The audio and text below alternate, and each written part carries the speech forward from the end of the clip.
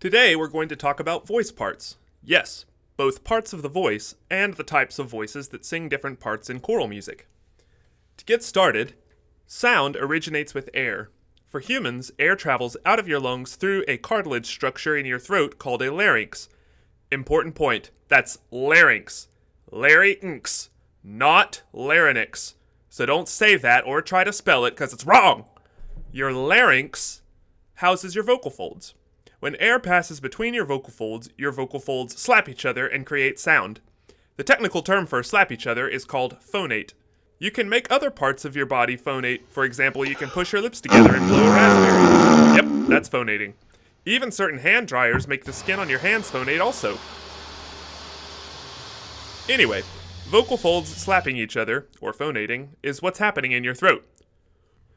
Whoa, wait a minute, Teach. If that's what we sound like when we speak or sing at our larynx, how come we don't sound like farts all the time when we talk? Well, I'm glad I asked. Just like an instrument's mouthpiece, the larynx is the origin of the sound, but the sound has to travel through the rest of the pharynx, that's the space above the larynx, and the back of the throat. Since each person's larynx, pharynx, mouth, and nose are different, we all sound differently. Just as the tubing on a trumpet and trombone makes them sound different from each other, so your neck, face, and your pharynx make your larynxes sound different.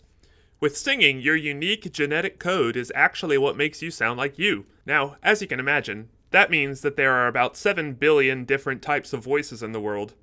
But musicians have found ways to group certain types of voices into categories which we use to make music, especially choral music, more interesting.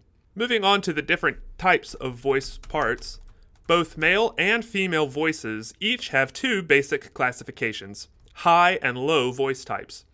For females, sopranos sing high and altos sing low.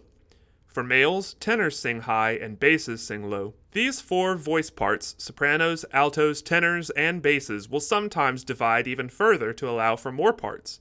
For female voices in choir, composers typically divide sopranos into soprano 1, the highest, soprano 2, just below the highest, altos into alto 1, just above the lowest, and alto 2s, the lowest. Males divide similarly, with tenor 1 singing the highest part, tenor 2s just below that, then baritones or bass 1s sing just above the lowest voice part, which is bass 2.